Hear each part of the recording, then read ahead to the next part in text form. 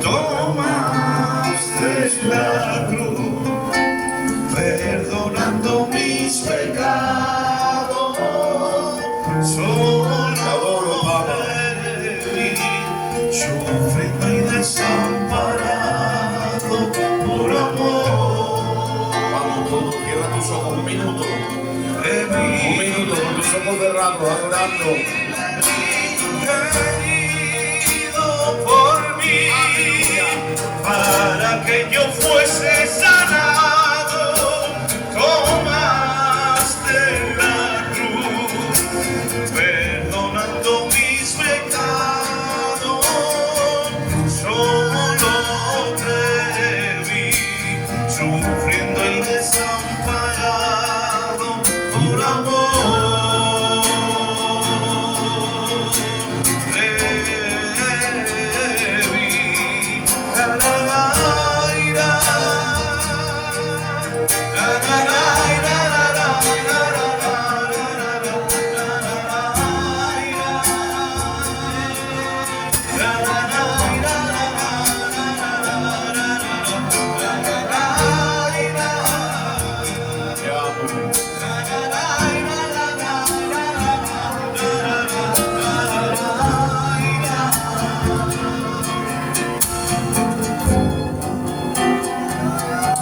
Un minuto, por favor, vamos a pedirle todos juntos al Señor que nos hable.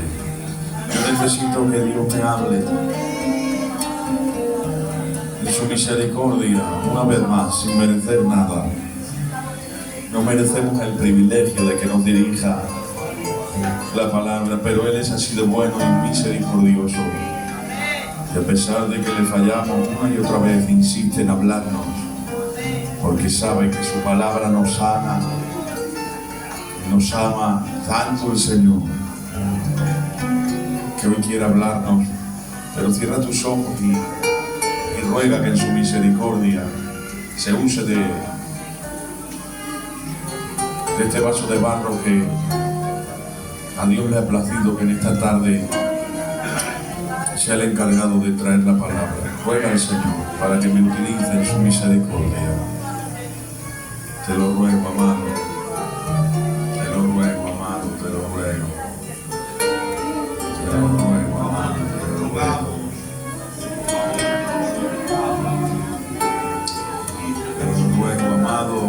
Mi hermano Mario, por favor, que haga esta oración por mí y todos juntos con él.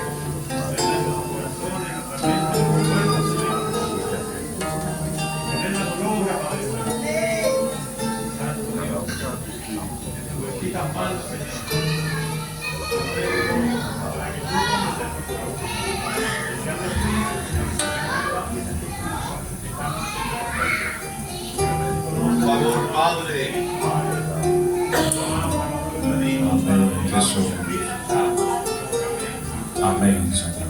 Amén. Gloria al nombre del Señor. Amén. ¿Cuántos dicen aleluya? Aleluya. Y que Dios os bendiga mucho. Agradecerle al pastor la oportunidad que me da de dirigirme a ustedes, que para mí siempre es un honor y un privilegio. Yo pensaba que hoy iba a llevar coro, no que iba a predicar, pero así lo ha querido el Señor y se lo ha puesto en el corazón al siervo, así que bueno, pues en Dios confiamos, que en su misericordia nos va a hablar. Amén. Tengo un mensaje que no lo he predicado todavía, que hace unos días que orando al Señor pues tomaba 4 apuntes y la verdad es que no quería predicarlo hasta que no lo predicara aquí. ¿Vale? Porque cuando predica uno un mensaje por primera vez, pues tiene que estar lo más cómodo posible. Digo, yo siempre lo comparto primero en mi casa y luego pues si ustedes me dicen, bien, pues ya me atreveré. Si me dicen no lo prediques por ahí, que da la H, pues no lo predico, ¿vale? La verdad es que a mí me hizo bien y creo que a ustedes también. Acordaros siempre que cuando predicamos algo, a mí me pasa mucho esto, pastor, que parece como que yo soy el santo que está acusando a los pecadores.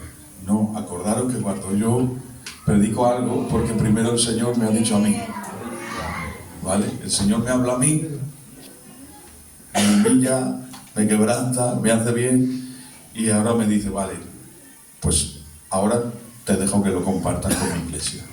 Entonces, Dios me ha hablado a mí y espero que de la misma forma que me habló a mí, os hable a ustedes. No os estoy preparando el cuerpo. Simplemente os comunico esto para que os sepáis poner en el lugar del que predica.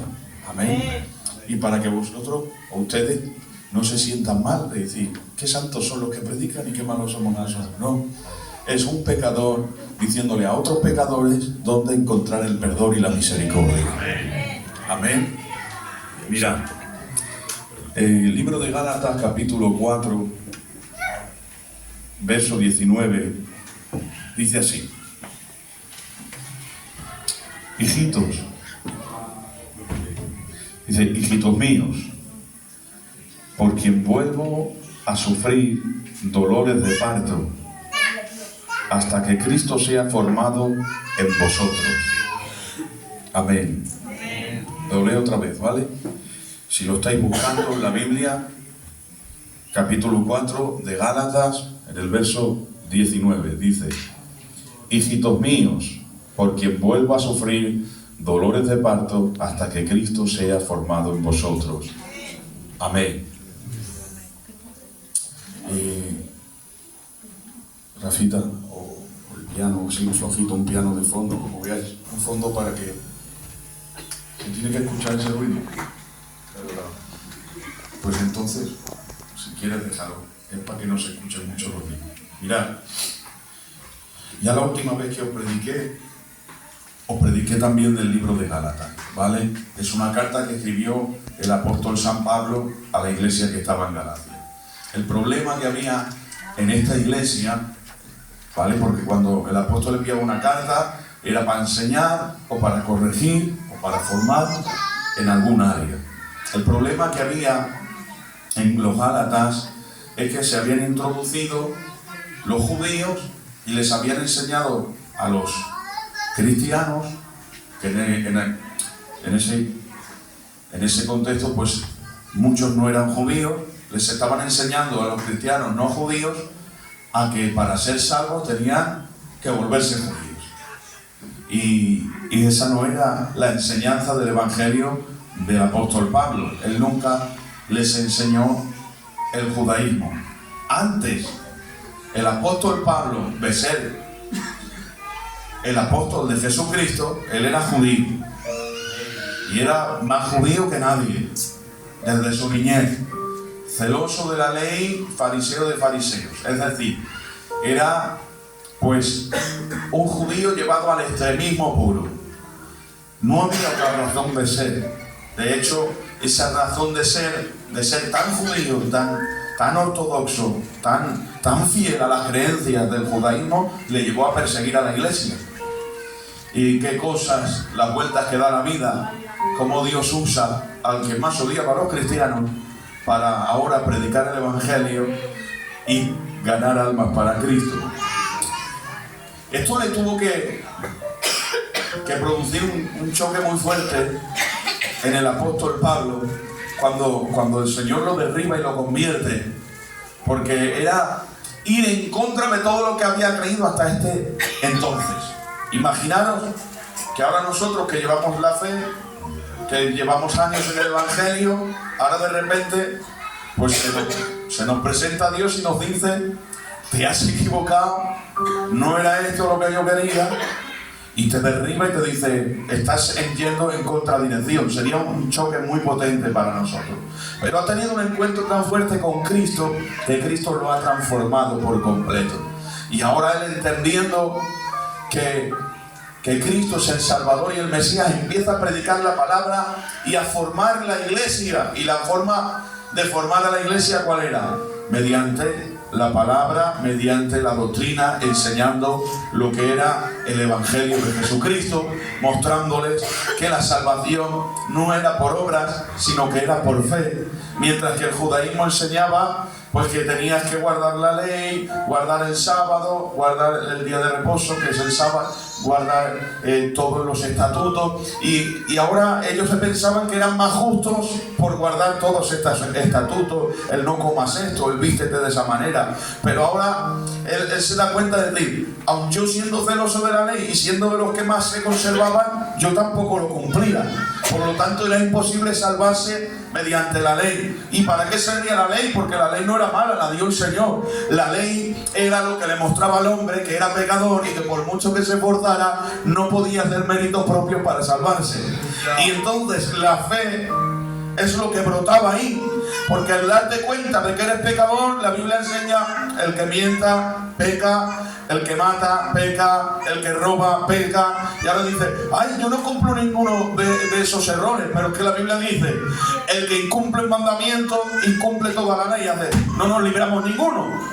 Porque es verdad que yo no miento, pero robo. Y el otro dice: pues yo no robo, pero engaño. Y el otro dice: yo no engaño, pero tengo envidia.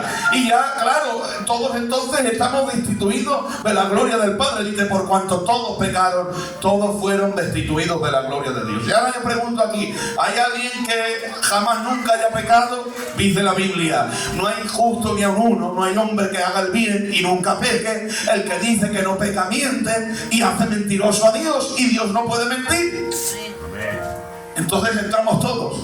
Y ahora el Evangelio les muestra: ya que vosotros no podíais cumplir la ley a la perfección, que cada uno de ustedes de una manera o de otra, incluyéndome a mí, hemos incumplido la ley y somos pecadores y estamos fuera de la gloria del Padre, ha venido Cristo como nuestro Redentor, como nuestro Salvador, y Él es el único que puso los pies sobre la tierra y cumplió la ley a la perfección. Y lo que está haciendo es reconciliarnos de nuevo con el Padre. Y entonces, ¿yo cómo me salvo? ¿Por las obras? No, porque por muchas obras que hagas siempre vas a estar pecando. Entonces, ¿qué es lo que me salva? Dice Romanos capítulo 5 verso 1: justificados por la fe, tenemos paz para con Dios. ¿Por medio de quién? De nuestro Señor Jesucristo. Luego, lo que nos perdona y nos hace salvos no son las buenas obras que hacemos, sino lo que nos hace ser perdonados y ser salvos es la fe en el único que cumplió la ley y que jamás nunca pecó.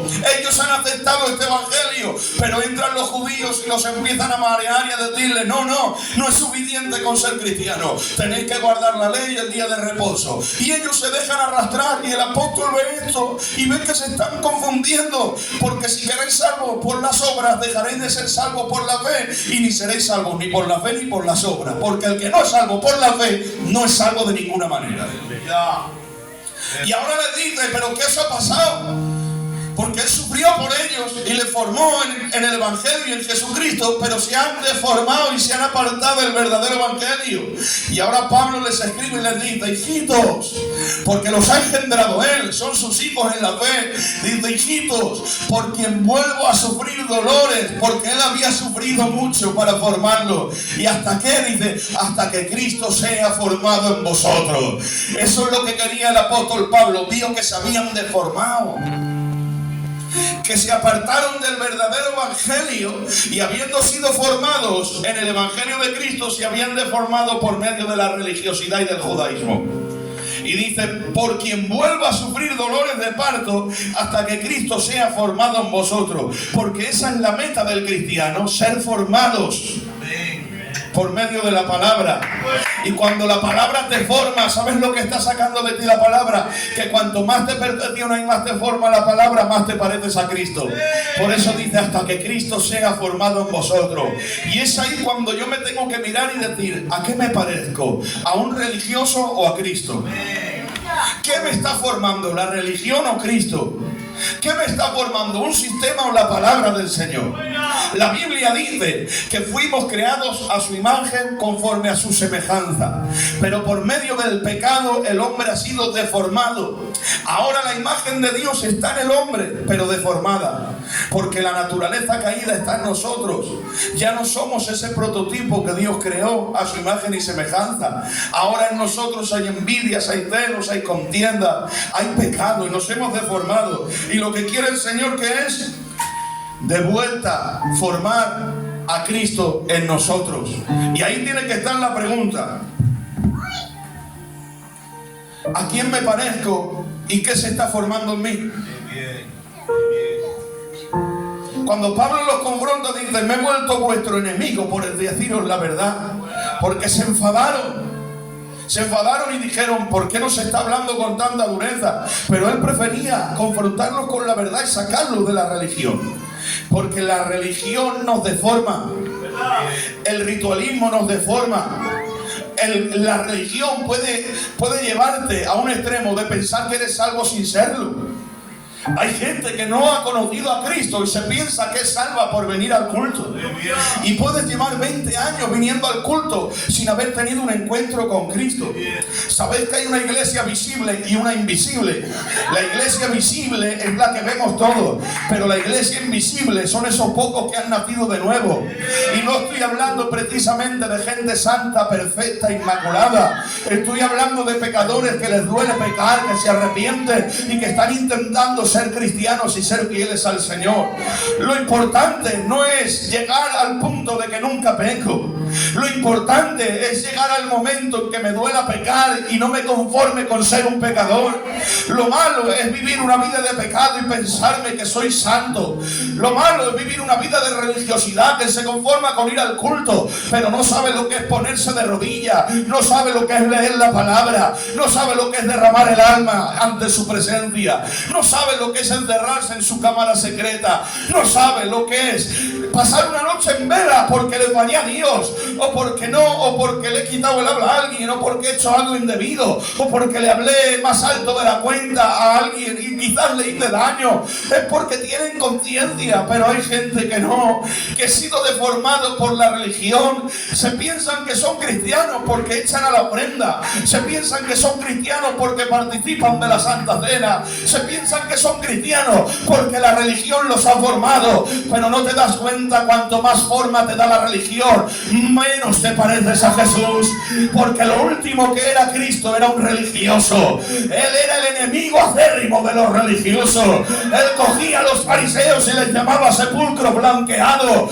¿Quién os enseñó a huir de la ira venidera? Porque de fuera sois muy bonito, pero ¿qué es un sepulcro que ha sido blanqueado? No deja de ser un lugar lleno de huesos secos y lleno de muerte. Y puedo aparentar ser cristiano, puedo ponerme una camisa, puedo ponerme un traje, puedo venir perfumado a la iglesia, poner cara de santo y ponerme una Biblia debajo del brazo, pero detrás de esa imagen blanqueada, ¿qué vida hay en el secreto? Hay una vida de que se pone de rodillas, te duele pecar, o cuando tienes la oportunidad criticas, o cuando tienes la oportunidad engañas, o cuando tienes la oportunidad pecas. No se trata de que nunca peques, que yo también peco. Se trata de estar en una lucha constante en contra de tu carne, porque no te conformas con ser de la religión. Pero es que yo soy más religioso que hace 20 años. ¡Qué triste! Esa no era la meta. La meta no era parecer más del culto, la meta era parecerse más a Cristo.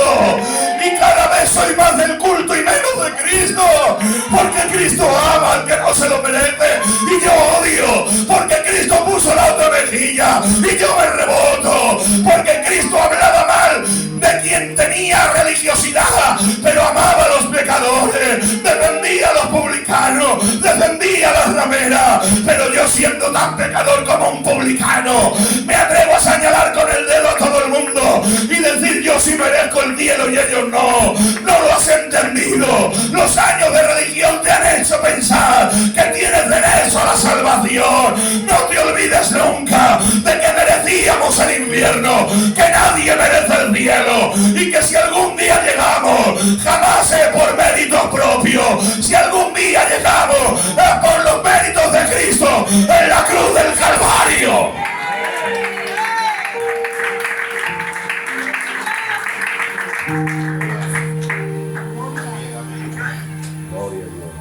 La religión los deforma y él sufre como padre y como madre.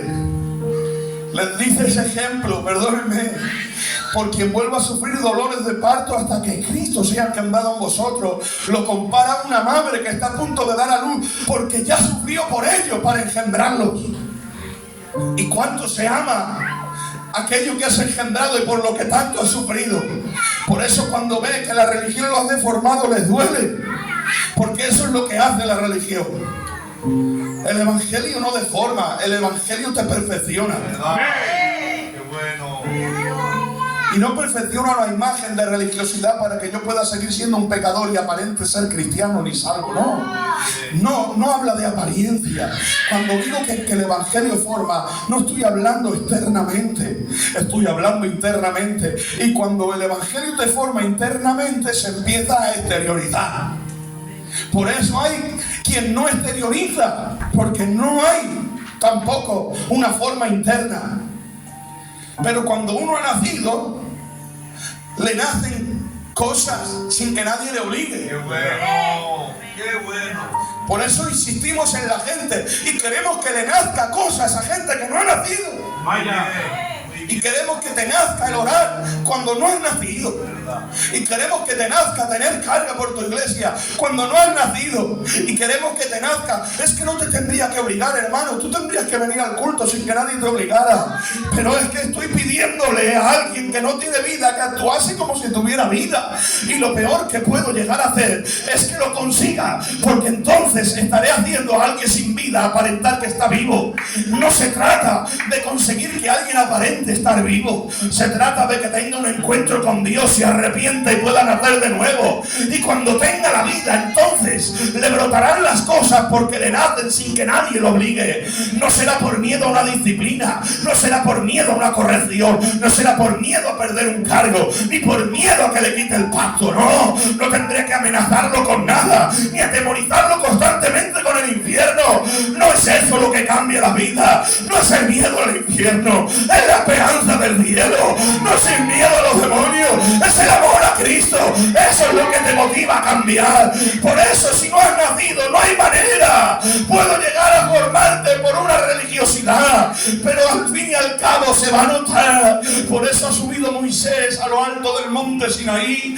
Allí recibe las tablas de la ley y después de 40 días de ayuno baja. Y cuando baja se encuentra el pueblo que se ha pervertido. Se han hecho un becerro de oro y se han hecho una religión aparte. La religión los ha deformado, se han vuelto idólatras. Y Moisés tiene que tirar las tablas de la ley porque no entiende lo que ha pasado. Moisés, tú estabas 40 días de ayuno, pero estos estaban 40 días ociosos. Estaban en un desierto y se habían acomodado. Llevaban 40 días sin el pastor, llevaban 40 días sin ver un milagro nuevo y se han aburrido del maná, se han aburrido del agua que brota de la roca. Y si no está el pastor ni está el Dios del pastor, se han vuelto a la religión y necesitan a alguien a quien seguir. Y como no lo encuentran, se han hecho un becerro y se han hecho un ídolo y están pecando y le llaman Jehová y le adoran y dicen que se los libró, porque necesitamos un sistema religioso que satisfaga de alguna manera nuestros deseos carnales, en el cual nos sintamos cómodos. Me siento cómodo con el becerro porque me deja pecar, me siento cómodo con el sistema porque me deja participar del pacto de cualquier manera. Pero ese no es el evangelio puro, es un evangelio deformado, un evangelio hecho a la forma de los hombres. Por eso dice Pablo: me he hecho vuestro enemigo por deciros la verdad. porque la verdad incomoda al que no tiene naturaleza, la verdad incomoda al que no ha nacido. Pero cuando alguien que ha nacido, aun encontrándose en una dificultad espiritual, aun encontrándose en una decadencia espiritual, le vienes con la verdad, no se enfada, llora arrepentido porque la echa de menos y reconoce: yo no estoy caminando así, pero esa es la manera en la que tengo que caminar. Quiera Dios que la palabra venga formándonos, nos redarguya del pecado y salgamos de la comodidad, de la religiosidad que nos deforma y que cada vez nos hace parecernos menos a Cristo. Quiero dejar de ser el David y llegar a decir, como dijo el apóstol: ya no vivo yo, es Cristo el que vive en mí. Yo odio, pero Cristo ama. Yo guardo rencor, pero Dios perdona. ¡Gloria al que vive!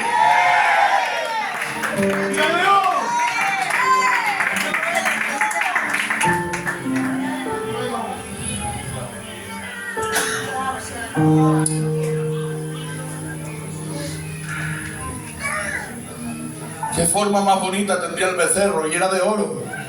No se trata de tener una forma bonita por fuera, porque a veces el evangelio conlleva porque te lleguen a deformar de alguna manera.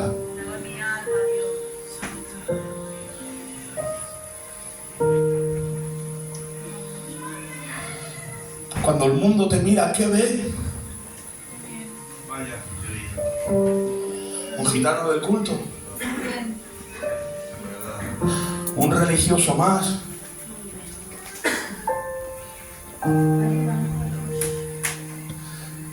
La Biblia dice que a Cristo lo golpearon toda la noche con látigos, de tal manera que le arrancaron los pedazos de carne, que le han golpeado el rostro y lo han desfigurado, que le han arrancado las barbas y lo han coronado de espinas.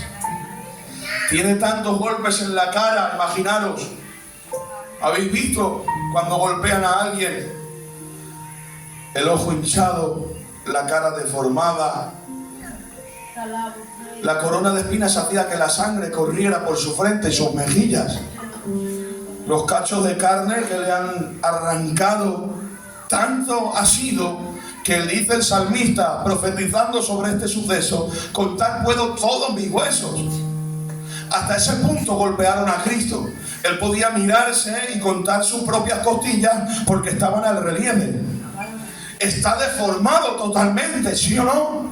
Pero aunque lo están golpeando, lo han traspasado de pies y manos y lo coronan de espinas, estando en la cruz, hermanos, se lo ha quedado mirando un centurión porque está mirando la escena.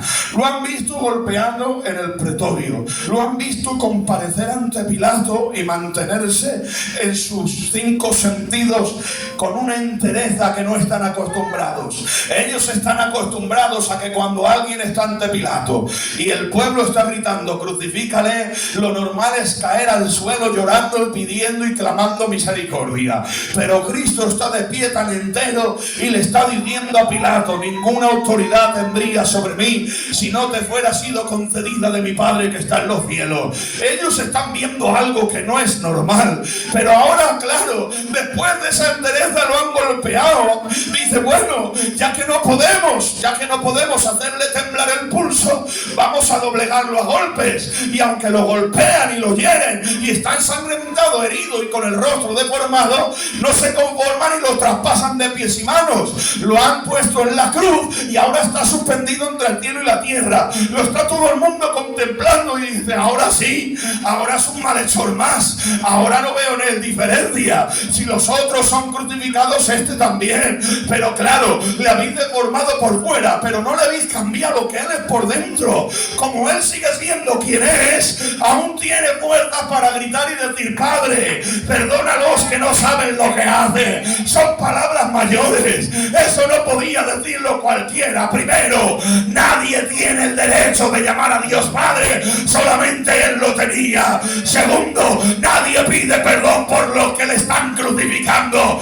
Eso es algo que es harina de otro costal. Se están volviendo locos ante Pilato de pie. Aún me creo que permanezca, pero después de esa paliza, de esos golpes, de esas heridas, después de esa corona de espinas y esos clavos, ahora tenemos que ver algo que estamos acostumbrados a ver, que blasfema, que maldice, que desvaría, pero se los queda mirando y dice: Padre, perdónalo. Y ha tenido que coger un centurión romano, que no es un cristiano, que no ha sido Pedro, que no ha sido Juan, que no ha sido Santiago, un cacho inconverso, lo ha mirado y ha dicho: verdaderamente este es el Hijo de Dios, porque lo han deformado por muera, pero no han hecho que pierda su naturaleza y su integridad.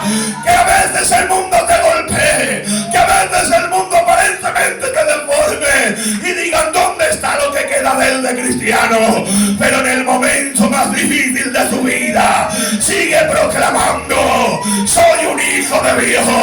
Los golpes me hacen daño, los lutos me duelen, la enfermedad me abate, tengo momentos buenos y malos, pero no pierdo mi naturaleza. Yo sigo siendo cristiano. ¿Por qué? Porque no pecas. No, yo no soy como mi Cristo. Ojalá Él permaneció en todas las áreas. Yo a veces no doy la talla. Entonces, ¿cómo permanece? Pues aunque peco, no me quedo en el suelo revolcándose, ni me enorgullezco de mi pecado, ni aparento que no he pecado, ni me visto de religiosidad para engañar a los hombres. ¿De qué me sirve si Dios me ve? Entonces, ¿dónde veo que eres cristiano? En que sigo viniendo a la iglesia, confieso mi pecado, me arrepiento. ¡Gloria a su nombre!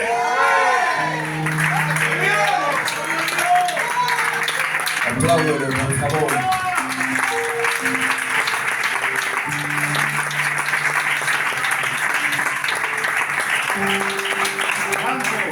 Bien, aleluya. Cuando el mundo te mira, ¿qué ve? Ay, qué bien. ¿Qué ve?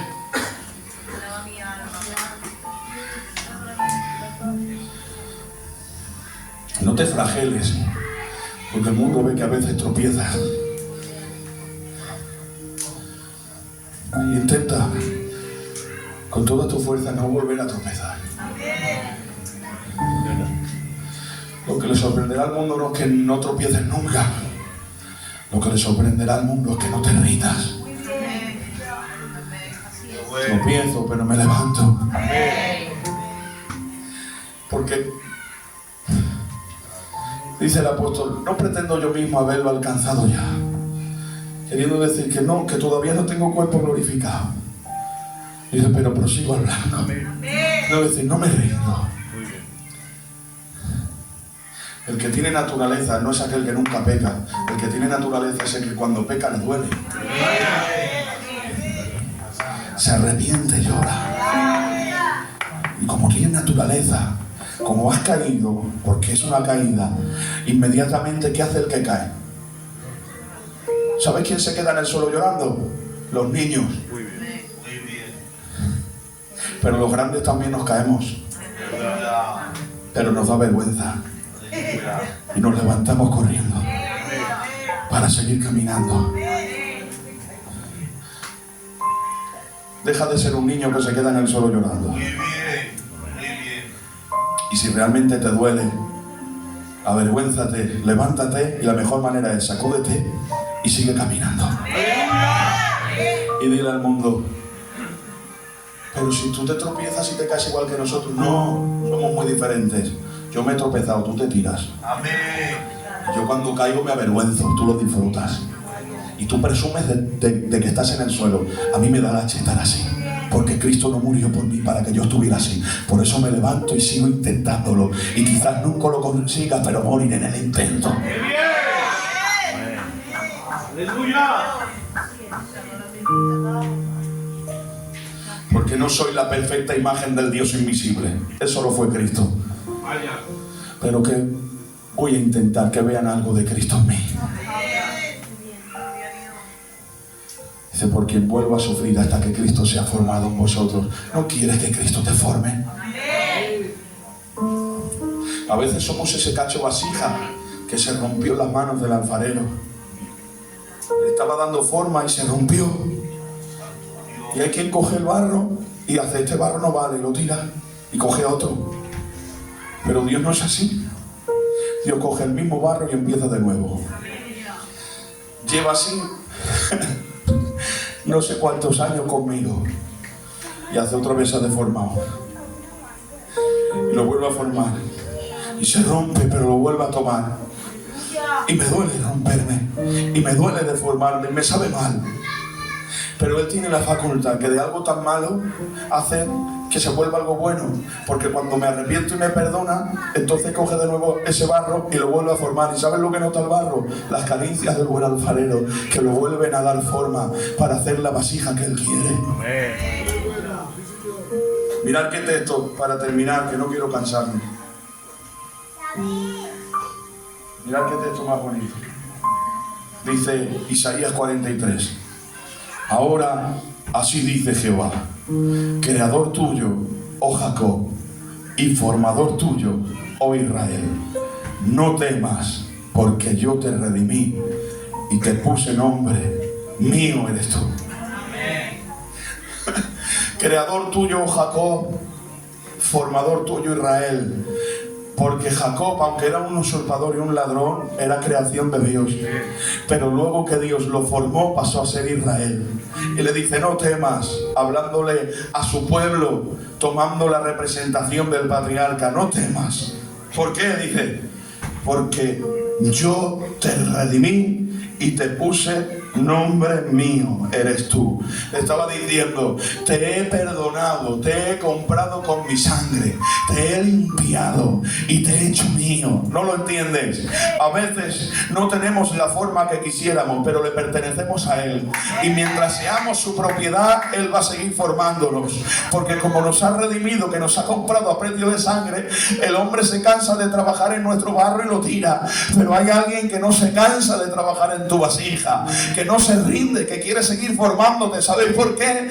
Porque el hombre no murió por ti, pero Él derramó su sangre por ti y le ha costado tanto, ha pagado tanto por ti, que no le da la gana de tirarte. Se ha empeñado en seguir trabajándote, te quiere seguir formando. Ahora está en nosotros el deseo. Queremos ser formados por la religión o por Cristo. Queremos conformarnos con aparentar ser cristianos o queremos serlo. Queremos estar toda la vida calentando un banco y haciendo ver de que somos salvos, calmándonos la conciencia y siguiendo con la misma naturaleza, o realmente quiere un encuentro con Dios. ¿Sabes lo que hace la religión? La religión se acomoda a ti para que tú te sientas cómodo, y no podemos deformar el evangelio para que los deformados se sientan cómodos. Es el deformado el que tiene que acomodarse al evangelio. Deja que el evangelio te forme. Lo siento, dice, me he vuelto vuestro enemigo por deciros la verdad, porque a veces cuando implantas el evangelio, el deformado te considera su enemigo, pero no es eso. No soy tu enemigo, el pastor tampoco, la palabra ni los obreros tampoco.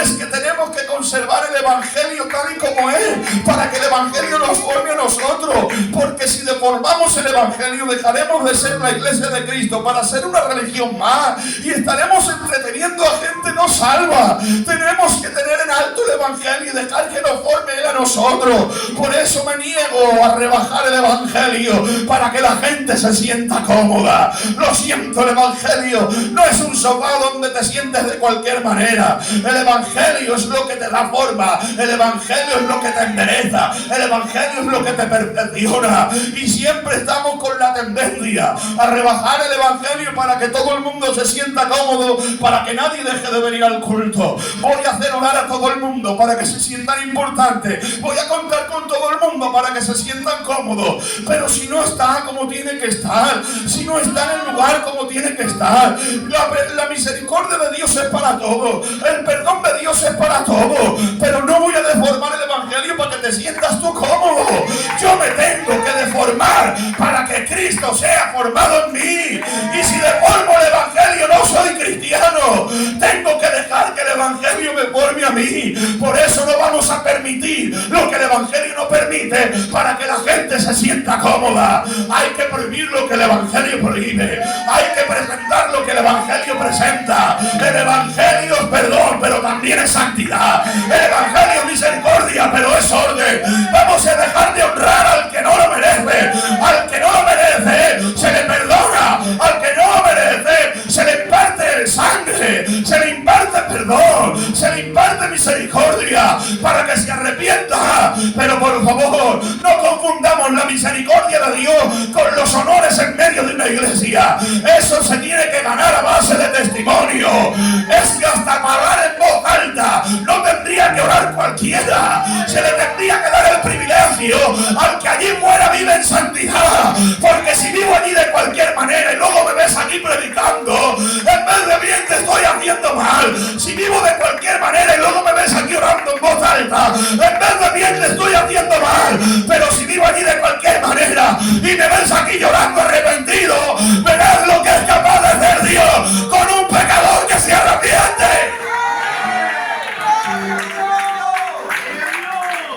Apláudele, por favor.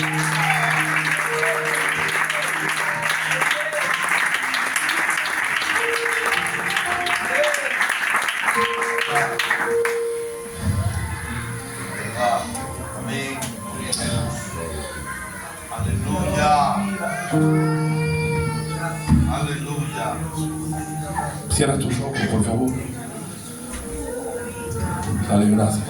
Y la gloria, la alabanza, la paz, la gloria, Un minuto, por favor, dale gracias.